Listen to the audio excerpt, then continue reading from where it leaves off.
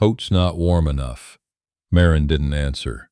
She stared at the planks beneath her boots and counted the splinters in the wood. "Said your coat's not warm enough for where we're going. I heard you the first time." She pulled the wool tighter across her chest. It was the only coat she owned. She wasn't going to apologize for it. The man across from her, Thorne Wicker, her husband of 4 hours, clicked his tongue at the mule and said nothing else. He hadn't looked at her once since they left Calvert's Creek, not when the justice of the peace read the vows. Not when she signed her name in the leather ledger. Not when she climbed up onto the buckboard seat and discovered there was no cushion, just raw pine, and that the splinters were going to work through her skirt before the first mile was done. Maren Elsie was 23 years old, and she had just married a stranger for the price of a winter. Her father's debts had been the elegant kind, the kind that accumulated quietly, behind closed doors, in handshakes with men whose collars were too starched and whose smiles never reached their eyes.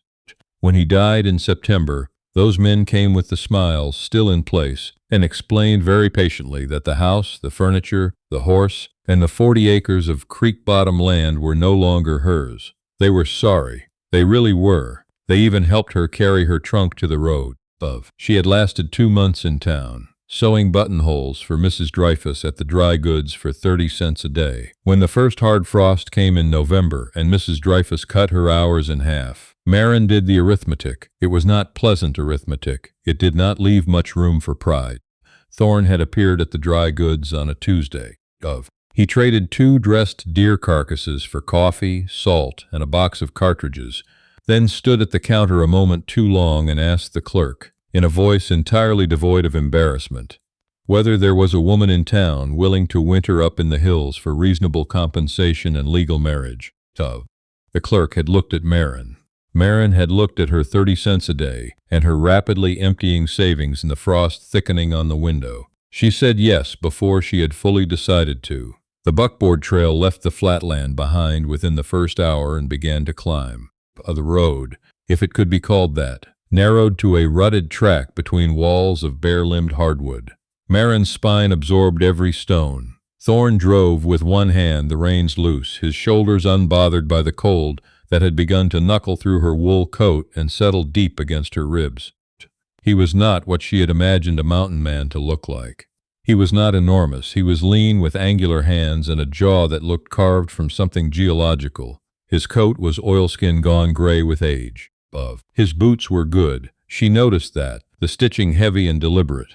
But the rest of him looked like a man who had long since stopped bothering to maintain appearances for anyone's benefit but his own. "How far?" she asked as the track grew steeper. "Day and a half. Maybe 2. In this cold. There's a wool blanket behind the seat." She reached back and found it. It was heavy and smelled of cedar and animal, and it was the warmest thing she had touched since October. She wrapped it around her shoulders and did not thank him. They made camp before dark in a hollow where a limestone bluff cut the wind. Thorne built a fire with a speed that was almost insulting, like watching someone make something difficult look easy, which Maren hated, and boiled creek water for coffee in a tin pot so dented it looked like it had been thrown off a cliff once or twice. He handed her a cup. She wrapped both hands around it. The heat was almost unbearable, and she didn't pull away. Dinner was cornbread fried in a pan, hard and flat, and dried beef that required actual effort to chew. Maren ate all of it. She ate it so fast she felt vaguely ashamed, though Thorne wasn't watching. He stared into the fire, chewing methodically, turning something over in his mind that he had no apparent intention of sharing. The silence was not companionable. It was simply present, like the cold, like the dark pressing in around the firelight. "You have family?" she asked. Not because she particularly wanted to know, because the silence was starting to feel like a physical weight. "Not anymore. I'm sorry. Don't be. It was a long time ago." She looked at him across the small fire. He looked back at her. His eyes were a dark, flat gray, and they gave nothing away. She had the distinct impression of a door with the lock turned from the inside. "You're not going to tell me anything about where we're going, are you?" she said.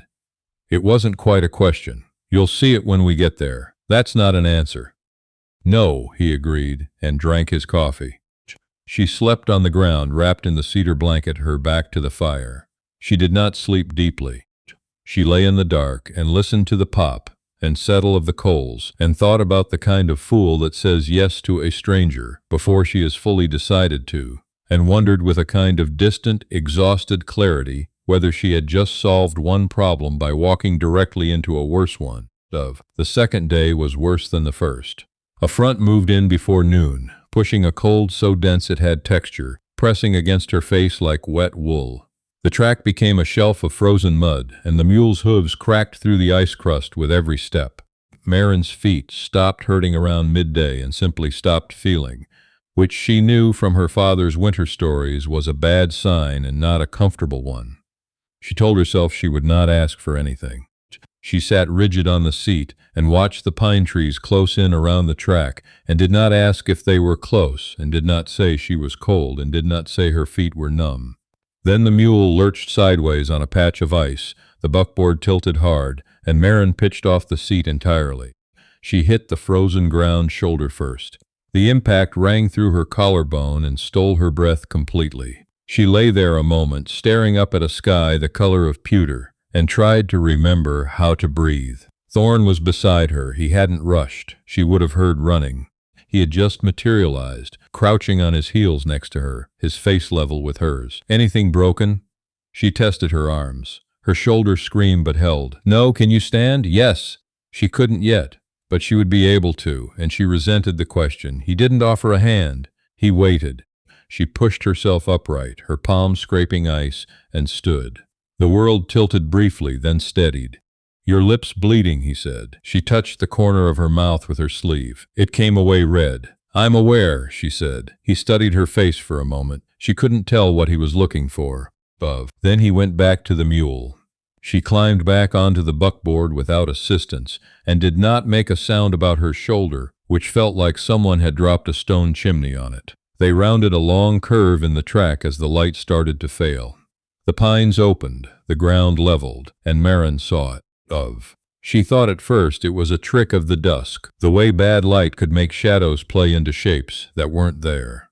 She blinked, rubbed the cold from her eyes with her sleeve. It was still there, a stone wall, chest high, running the full length of what appeared to be a substantial property. A wrought iron gate in the center, worked into patterns of wild grasses and herons, backlit by the last bruised light in the west. And beyond the gate the house. It rose 3 full stories from a foundation of river-fitted stone, dark timber framing, a wide covered porch wrapping 2 full sides, windows, real glass, large panes, catching the last of the light. A chimney, not a single stack but 2, and both breathing smoke into the purpling sky above the ridgeline. The house was not a cabin, it was not a homestead, it was a house. The way the word was meant before people started applying it to whatever was the nearest 4 walls and a roof. Maren did not move. The buckboard had stopped. Thorne was already down, walking toward the gate with a key in his hand.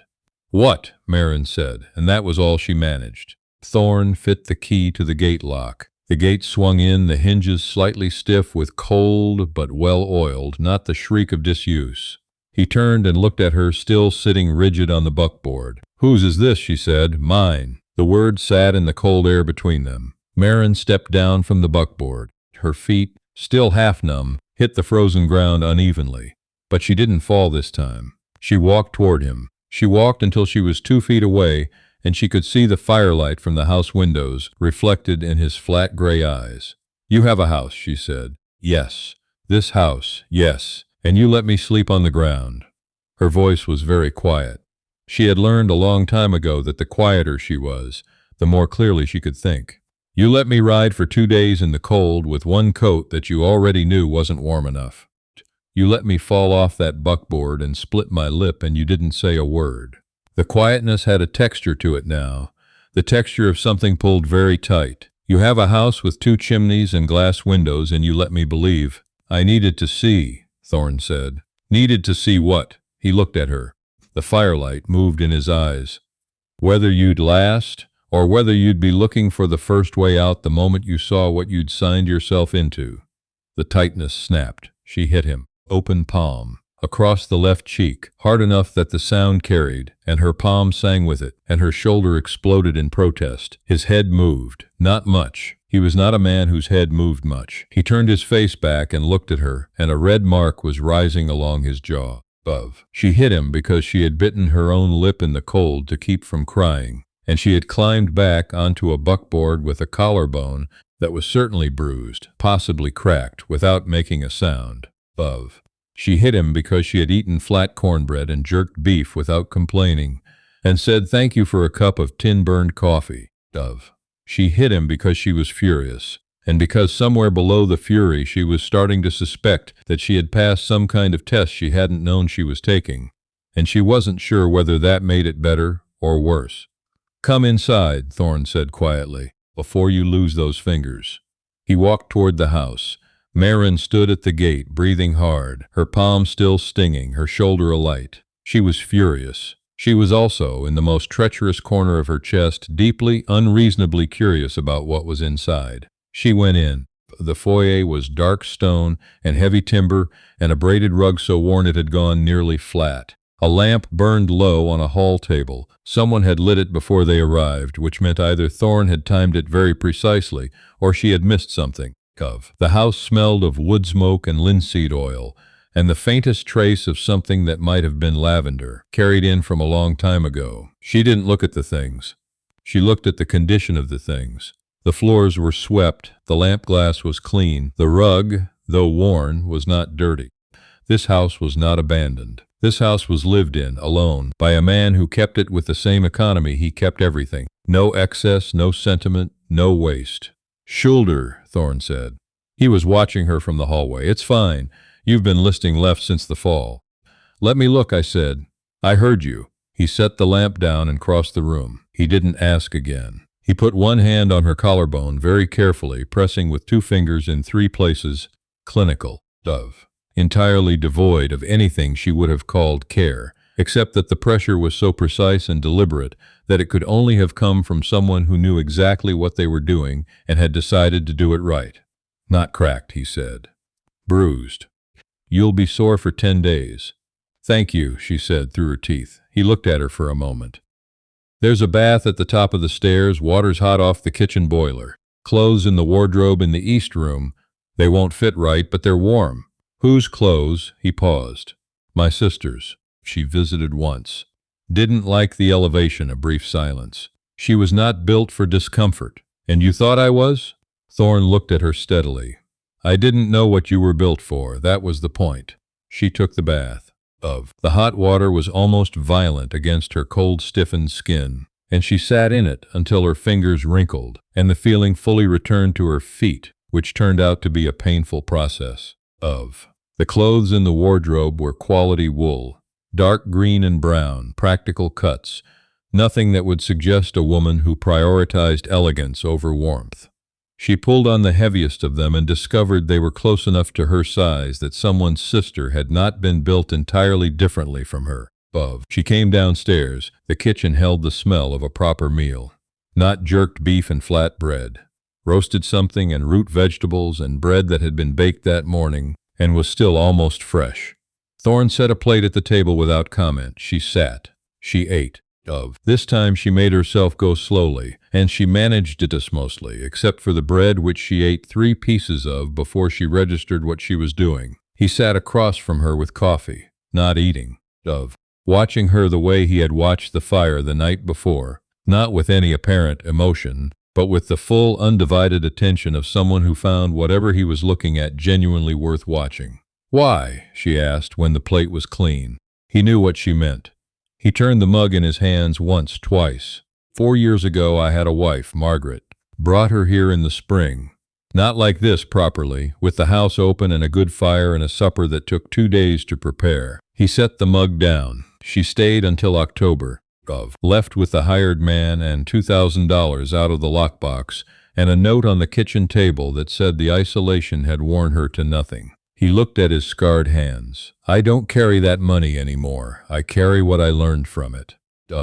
Which is that there are women who want what a man can give them, and there are women who want the man. And the problem is they look exactly the same until they're offered an exit. Maren looked at him across the table. "So you dressed like a vagrant, and drove me 2 days through the cold in one coat, so that if I had been the first kind of woman, I would have already tried to leave. If you'd been looking for the door, Thorne said, you would have found it somewhere between Calvert's Creek and the limestone hollow last night. She was quiet for a long moment. Outside, the wind moved through the pines with a sound like a river. You're a difficult man, she said. Yes, and you're not sorry. No. He met her eyes.